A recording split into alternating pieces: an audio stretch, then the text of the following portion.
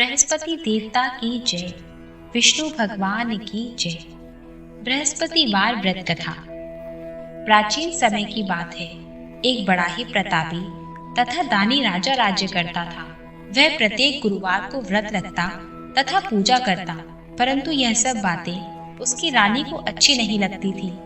वह ना व्रत करती और ना ही किसी को एक पैसा दान में देती। राजा को भी ऐसा करने से मना किया करती थी। एक समय की बात है कि राजा शिकार खेलने वन को चले गए। घर पर रानी और दासी थी।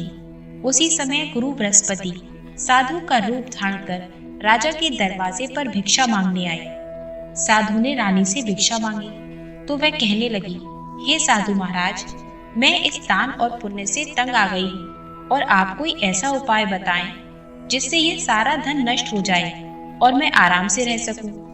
साधु रूपी बृहस्पति देव ने कहा, हे देवी, तुम बड़ी विचित्र हो। संतान और धन से कोई भी दुखी नहीं होता। अगर तुम्हारे पास धन अधिक है तो इसे शुभ कार्यों में लगाओ जिससे तुम्हारे दोनों लोग सुधरें। परंतु साधु की इन बातों से रानी खुश नहीं हुई। उसने कहा, मुझे ऐसे धन की आवश्यकता नहीं जिसे मैं दान दूं तथा जिसको संभालने में ही मेरा सारा समय नष्ट हो जाए। साधु ने कहा, यदि तुम्हारी ऐसी इच्छा है तो जैसा मैं बताता हूँ तुम वैसा ही करना। बृहस्पतिवार के दिन घर को गोबर से लीपना, अपने केशों को पीली मिट्टी से धोना, केशों को धोते समय स्नान करना, राजा से कहना हजामत बनवाए, भोजन में मांस मदिरा खाना, कपड़ा धोबी के यहाँ धुलने डालना। इस प्रकार 7 बृहस्पतिवार करने से तुम्हारा समस्त धन नष्ट हो जाएगा। इतना कहकर साधु बने बृहस्पति देव अंतर ध्यान हो गए। साधु के कहे अनुसार करते हुए रानी को केवल 3 बृहस्पतिवार ही बीते थे कि उसकी समस्त धन संपत्ति नष्ट हो गई। भोजन के लिए परिवार तरसने लगा। एक दिन राजा रानी से बोला, हे रानी, तुम यहीं रहो, मैं दूसरे देश को जाता हूँ, क्योंकि यहाँ पर मुझे सभी जानते हैं, इसलिए मैं कोई छोटा कार्य नहीं कर सकता। ऐसा कहकर राजा परदेश चला गया। वहाँ जाकर वह जंगल से लकड़ी काट कर लाता और शहर में बेचता। इस तरह वह अपना जीवन व्यतीत करने लगा। इधर राजा के बिना रानी और दासी दुखी रहने लगी। एक समय जब रानी और दासियों को 7 दिन बिना भोजन के रहना पड़ा तो रानी ने अपनी दासी से कहा, हे दासी, यहाँ पास के ही नगर में मेरी बहन रहती है। वह बड़ी धनवान है, तू उसके पास जा और कुछ अनाज ले आ ताकि थोड़ा बहुत गुजर बसर हो जाए। दासी रानी की बहन के पास गई। उस दिन बृहस्पतिवार का दिन था। रानी की बहन उस समय बृहस्पतिवार की कथा सुन रही थी। दासी ने रानी की बहन को अपनी रानी का संदेश दिया, लेकिन रानी की बहन ने कोई उत्तर नहीं दिया। जब दासी को रानी की बहन से कोई उत्तर नहीं मिला तो वह बहुत दुखी हुई और उसे क्रोध भी आया। दासी ने वापस आकर रानी को सारी बात बता दी। सुनकर रानी ने अपने भाग्य को कोसा।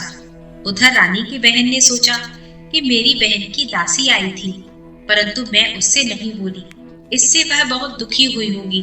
कथा सुनकर और पूजन समाप्त कर वह अपनी बहन के घर गई और कहने लगी, हे बहन, मैं बृहस्पतिवार का व्रत कर रही थी, तुम्हारी दासी गई थी, परंतु जब तक कथा होती है तब तक ना तो उठते हैं और ना ही बोलते हैं, इसलिए मैं नहीं बोली। कहो, तुम्हारी दासी क्यों गई थी? रानी बोली, हे बहन, हमारे घर अनाज नहीं था। ऐसा कहते कहते रानी की आंखें भर आईं। उसने दासियों समेत भूखा रहने की बात भी अपनी बहन को बता दी। रानी की बहन बोली, बहन देखो, बृहस्पति देव भगवान सबकी मनोकामना पूर्ण करते हैं। देखो, शायद तुम्हारे घर में अनाज रखा हो। यह सुनकर दासी घर के अंदर गई तो वहां उसे एक घड़ा अनाज का भरा मिला। उसे बड़ी हैरानी हुई क्योंकि उसने एक एक बर्तन देख लिया था। उसने बाहर आकर रानी को बताया। दासी रानी से कहने लगी, हे रानी, जब हमको भोजन नहीं मिलता तो हम व्रत ही तो करते हैं, इसलिए क्यों ना इनसे व्रत और कथा की विधि पूछ ली जाए और हम भी यह व्रत किया करेंगे। दासी के कहने पर रानी ने अपनी बहन से बृहस्पतिवार व्रत के बारे में पूछा। उसकी बहन ने बताया, बृहस्पतिवार के व्रत में चने की दाल और मुनक्का से विष्णु भगवान का केले की जड़ में पूजन करें तथा दीपक जलाएं, पीला भोजन करें तथा कथा सुने। इससे गुरु भगवान प्रसन्न होते हैं, मनोकामना पूर्ण करते हैं। व्रत और पूजन की विधि बताकर रानी की बहन अपने घर लौट गई। रानी और दासी दोनों ने निश्चय किया कि बृहस्पति देव भगवान का पूजन जरूर करेंगी। 7 रोज बाद जब बृहस्पतिवार का दिन आया तो उन्होंने व्रत रखा। घुड़साल में जाकर चना और गुड़ बीन कर लाई तथा उसकी दाल से केले की जड़ तथा विष्णु भगवान का पूजन किया। अब पीला भोजन कहाँ से आए? दोनों बड़ी दुखी हुई, परंतु उन्होंने व्रत किया था, इसलिए बृहस्पति भगवान प्रसन्न थे। एक साधारण व्यक्ति के रूप में वे 2 थालों में सुंदर पीला भोजन लेकर आए और दासी को देकर बोले, हे दासी, यह भोजन तुम्हारे लिए और तुम्हारी रानी के लिए है, इसे तुम दोनों ग्रहण करना। दासी भोजन पाकर बहुत प्रसन्न हुई। उसने रानी को सारी बात बताई। उसके बाद से वे प्रत्येक बृहस्पतिवार को गुरु भगवान का व्रत और पूजन करने लगी। बृहस्पति भगवान की कृपा से उनके पास धन हो गया, परंतु रानी फिर पहले की तरह आलस करने लगी। तब दासी बोली, देखो रानी, तुम पहले भी इस प्रकार आलस करती थी, तुम्हें धन रखने में कष्ट होता था, इस कारण सभी धन नष्ट हो गया। अब गुरु भगवान की कृपा से हमें धन मिला है तो तुम्हें फिर आलस होता है। बड़ी मुसीबतों के बाद हमने यह धन पाया है, इसलिए हमें दान पुण्य करना चाहिए। अब तुम भूखे मनुष्यों को भोजन कराओ, प्याऊ लगवाओ, ब्राह्मणों को दान दो, कुआं, तालाब, बावड़ी आदि का निर्माण कराओ, मंदिर, पाठशाला बनवाकर ज्ञान दान दो, कुंवारी कन्याओं का विवाह कराओ, अर्थात धन को शुभ कार्यों में खर्च करो, जिससे तुम्हारे कुल का यश बढ़े तथा स्वर्ग प्राप्त हो और पितृ प्रसन्न हो। दासी की बात मानकर रानी शुभ कर्म करने लगी, उसका यश फैलने लगा। एक दिन रानी और दासी आपस में विचार करने लगी कि न जाने राजा किस दशा में होंगे, उनकी कोई खोज खबर नहीं है। उन्होंने श्रद्धा पूर्वक गुरु भगवान से प्रार्थना की कि राजा जहाँ कहीं भी हो शीघ्र वापस आ जाए। उधर राजा परदेश में बहुत दुखी रहने लगा। वह प्रतिदिन जंगल से लकड़ी बीन कर लाता और उसे शहर में बेचकर अपने दुखी जीवन को बड़ी कठिनाई से व्यतीत कर रहा था। एक दिन दुखी होकर अपनी पुरानी बातों को याद करके वह रोने लगा और उदास हो गया। उसी समय राजा के पास बृहस्पति देव साधु के वेश में आकर बोले, हे लकड़हारे, तुम इस सुनसान जंगल में चिंता में क्यों बैठा है? मुझे बताओ। यह सुनकर राजा के नेत्रों में जल भर आया। साधु की वंदना कर राजा ने अपनी संपूर्ण कथा सुना दी। महात्मा दयालु होते हैं। वे राजा से बोले, हे राजा, तुम्हारी पत्नी ने बृहस्पति देवता के प्रति अपराध किया था, जिसके कारण तुम्हारी यह दशा हुई। अब तुम चिंता मत करो, भगवान तुम्हें पहले से अधिक धन देंगे। देखो, तुम्हारी पत्नी ने बृहस्पतिवार का व्रत प्रारंभ कर दिया है। अब तुम भी बृहस्पतिवार का व्रत करके चने की दाल व गुड़ जल के लोटे में डालकर केले का पूजन करो, फिर कथा कहो या सुनो, भगवान तुम्हारी सब मनोकामना पूर्ण करेंगे। साधु की बात सुनकर राजा बोला, हे प्रभु, लकड़ी बेचकर तो मुझे इतना पैसा नहीं बचता जिससे भोजन के उपरांत कुछ बचा सकूं। मैंने रात्रि में अपनी रानी को व्याकुल देखा है। मेरे पास कोई साधन नहीं जिससे मैं उसका समाचार जान सकूं। फिर मैं कौन सी कहानी कहूं, यह भी मुझको नहीं मालूम है। साधु ने कहा, हे राजा, मन में बृहस्पति भगवान के पूजन व्रत का निश्चय करो। वे स्वयं तुम्हारे लिए कोई न कोई राह बना देंगे। बृहस्पतिवार के दिन तुम रोजाना की तरह लकड़ियां लेकर शहर में जाओ। तुम्हें रोज से दुगना धन मिलेगा, जिससे तुम भली भांति भोजन कर लोगे तथा बृहस्पति देव की पूजा का सामान भी आ जाएगा। और जो तुमने बृहस्पतिवार की कथा के बारे में पूछा है, वह इस प्रकार है। प्राचीन काल में एक बहुत ही निर्धन ब्राह्मण रहता था। उसकी कोई संतान न थी। वह नित्य पूजा पाठ करता। उसकी स्त्री न ही स्नान करती और न ही किसी देवता का पूजन करती। इस कारण ब्राह्मण देवता बहुत दुखी रहते थे। पत्नी को बहुत समझाते, किंतु उसका कोई परिणाम न निकलता। भगवान की कृपा से ब्राह्मण की यहाँ एक कन्या उत्पन्न हुई। वह कन्या बड़ी होने लगी। प्रातः स्नान करके भगवान विष्णु का जप करती और बृहस्पतिवार का व्रत भी करने लगी। पूजा पाठ समाप्त कर पाठशाला जाती तो अपनी मुट्ठी में जौ भरकर ले जाती और पाठशाला के मार्ग में डालती जाती। लौटते समय वही जौ स्वर्ण के हो जाते तो उनको बीनकर घर ले आती। एक दिन वह बालिका सूप में सोने के जौ को फटक कर साफ कर रही थी कि तभी उसकी माँ ने उसे देख लिया और कहा, हे बेटी, सोने के जौ साफ करने के लिए सोने का सूप होना चाहिए। दूसरे दिन गुरुवार था। कन्या ने व्रत रखा और बृहस्पति देव से सोने का सूप देने की प्रार्थना की। बृहस्पति देव ने उसकी प्रार्थना स्वीकार कर ली। रोजाना की तरह वह कन्या जौ फैलाती हुई पाठशाला चली गई। पाठशाला से लौटकर जब वह जौ बीन रही थी तो बृहस्पति देव की कृपा से उसे सोने का सूप मिला। उसे वह घर ले आई और उससे जौ साफ करने लगी, परंतु उसकी माँ का वही ढंग रहा। एक दिन की बात है कि कन्या सोने के सूप में जौ साफ कर रही थी कि उसी समय उस नगर का राजकुमार वहां से होकर निकला। कन्या के रूप और कार्य को देखकर वह उस कन्या पर मोहित हो गया। राजमहल आकर भोजन तथा जल त्याग कर उदास होकर लेट गया। राजा को जब राजकुमार द्वारा अन्न जल त्यागने का समाचार ज्ञात हुआ तो राजा मंत्रियों के साथ अपने पुत्र के पास गया और कारण पूछा।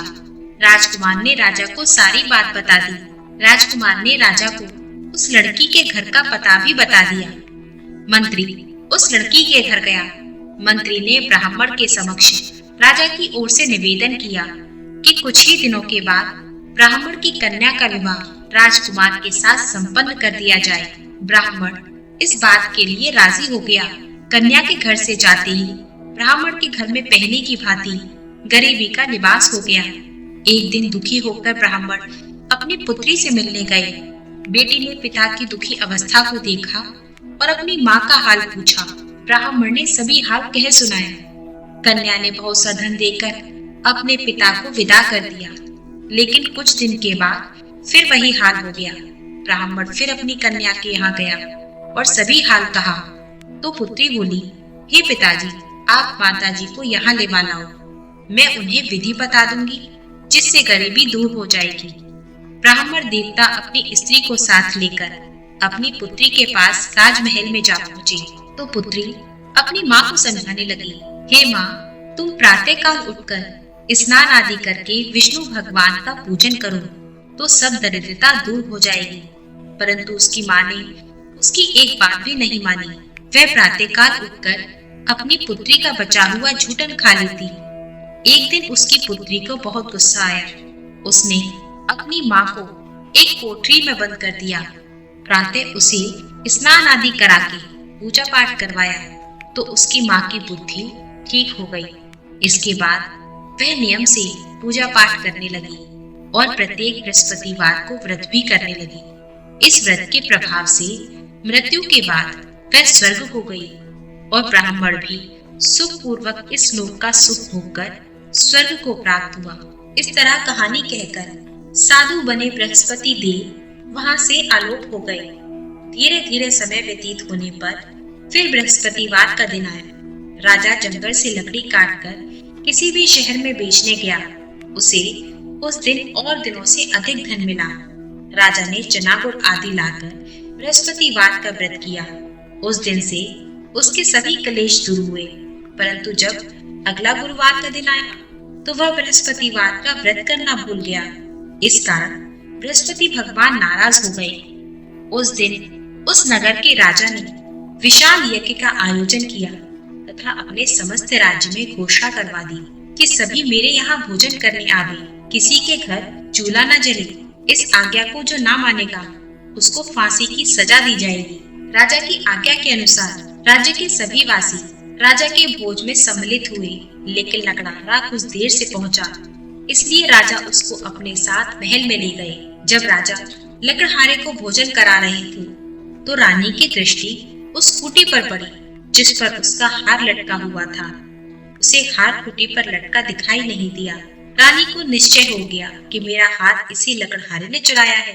रानी ने उसी समय सैनिकों को बुलवाकर राजा को जेल में डलवा दिया। लकड़हारा जब जेल में गया तो विचार करने लगा कि न जाने कौन से पूर्व जन्म के कर्म से मुझे यह दुख प्राप्त हुआ है, और जंगल में मिले साधु को याद करने लगा। उसी समय बृहस्पति देव साधु के वेश में प्रकट होकर कहने लगे, अरे मूर्ख, तूने बृहस्पति देवता की कथा नहीं की, इसी कारण तुझे यह दुख प्राप्त हुआ है। अब तू चिंता मत कर, बृहस्पतिवार के दिन जेल खाने के द्वार पर 4 पैसे पड़े मिलेंगे, उनसे तू बृहस्पतिवार की पूजा करना, तो तेरे सभी कष्ट दूर हो जाएंगे। अगले बृहस्पतिवार को उसे जेल के द्वार पर 4 पैसे मिले। राजा ने पूजा का सामान मंगवाकर कथा कही और प्रसाद बांटा। उसी रात्रि में बृहस्पति देव ने उस नगर के राजा को स्वप्न में कहा, हे राजा, तूने जिसे जेल में बंद कर दिया है उसे कल छोड़ देना, वह निर्दोष है। राजा प्रातःकाल उठा और खूंटी पर हार लटका देखकर लकड़हारे को बुलवाकर क्षमा मांगी तथा राजा के योग्य सुंदर वस्त्र आभूषण भेंट कर उसे विदा किया। गुरुदेव की आज्ञा अनुसार राजा अपने नगर को चल दिया। जब राजा नगर के निकट पहुंचा तो उसे बड़ा आश्चर्य हुआ। नगर में पहले से अधिक बाग, तालाब, कुएं तथा बहुत सी धर्मशाला, मंदिर आदि बने हुए थे। राजा ने पूछा कि यह सब किसके बाग और धर्मशाला है। तब नगर के सब लोग कहने लगे कि यह सब रानी और दासी द्वारा बनवाए गए हैं। राजा को आश्चर्य हुआ और गुस्सा भी आया कि उसकी अनुपस्थिति में रानी के पास इतना धन कहां से आया होगा। जब रानी ने यह खबर सुनी कि राजा आ रहे हैं तो उसने अपनी दासी से कहा, हे दासी, देख राजा हमको कितनी बुरी हालत में छोड़कर गए थे। वे हमारी ऐसी हालत देखकर कहीं लौट न जाएं, इसलिए तू दरवाजे पर खड़ी हो जा।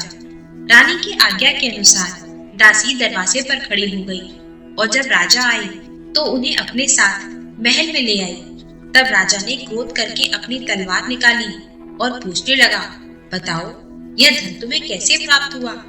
तब रानी ने सारी कथा कह सुनाई।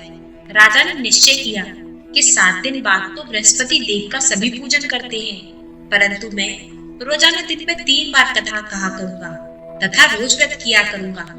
अब तो हर समय राजा के दुपट्टे में चने की दाल बंधी रहती तथा दिन में 3 बार कहानी कहता।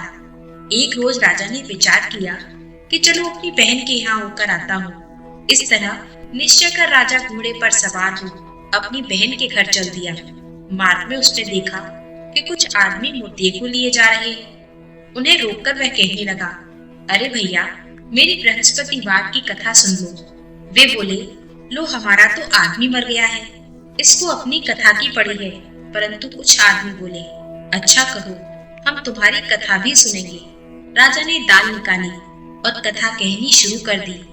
जब कथा आधी हुई तो मुर्दा हिलने लगा और जब कथा समाप्त हो गई तो राम राम कहकर वह मुर्दा खड़ा हो गया। राजा आगे बढ़ा, उसे चलते चलते शाम हो गई।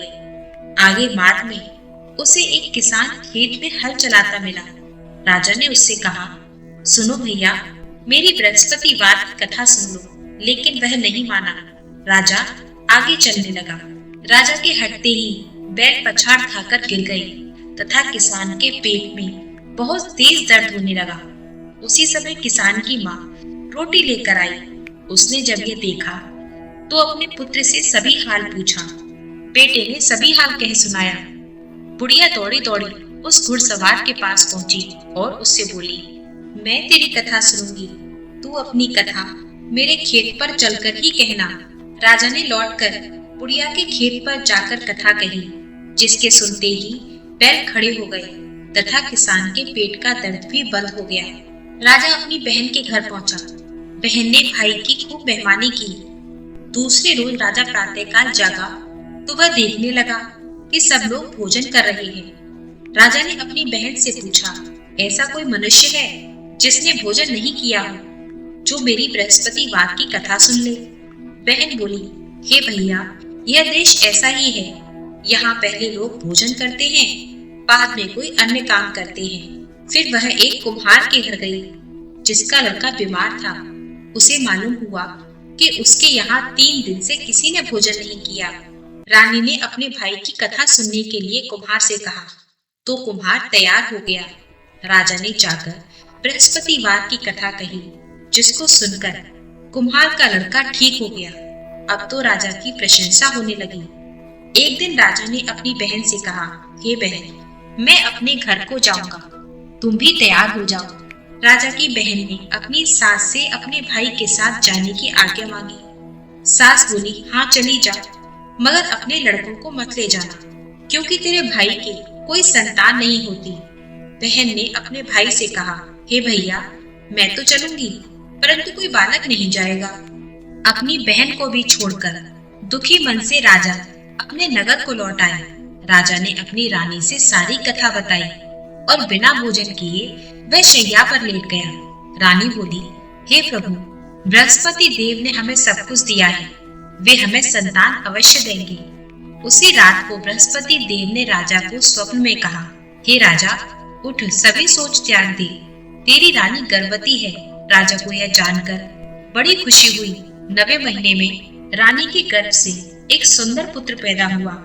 तब राजा बोला, हे रानी, स्त्री बिना भोजन के रह सकती है, परंतु बिना कहे नहीं रह सकती। जब मेरी बहन आए तो तुम उससे कुछ मत कहना। रानी ने सुनकर हाँ कह दी। जब राजा की बहन ने यह शुभ समाचार सुना तो वह बहुत खुश हुई तथा बधाई लेकर अपने भाई के यहाँ आई। रानी ने तब उसे आने का उल्हाना दिया। जब भाई अपने साथ ला रहे थे तब तो टाल गई, उसके साथ नहीं आई। आज अपने आप ही भागी भागी बिना बुलाए चली आई। तो राजा की बहन बोली, भाई, मैं इस प्रकार न कहती तो तुम्हें औलाद कैसे मिलती। बृहस्पति देव सभी की मनोकामनाएं पूर्ण करते हैं। जो सद्भावना पूर्वक बृहस्पतिवार का व्रत करता है एवं कथा पढ़ता है अथवा सुनता है और दूसरों को सुनाता है, बृहस्पति देव उसकी सभी मनोकामनाएं पूर्ण करते हैं। बृहस्पति देव उसकी सदैव रक्षा करते हैं। जो संसार में सद्भावना से गुरुदेव का पूजन एवं व्रत सच्चे हृदय से करते हैं कि सभी मनोकामनाएं वैसे ही पूर्ण हो जाती है जैसी सच्ची भावना से रानी और राजा ने बृहस्पति देव की कथा का गुणगान किया। उनकी सभी इच्छाएं बृहस्पति देव जी ने पूर्ण की। अनजाने में भी बृहस्पति देव की उपेक्षा न करें, ऐसा करने से सुख शांति नष्ट हो जाती है। इसलिए सबको कथा सुनने के बाद प्रसाद लेकर जाना चाहिए। हृदय से मनन करते हुए जयकारा बोलना चाहिए। प्रेम से बोले, विष्णु भगवान की जय, बृहस्पति देव की जय।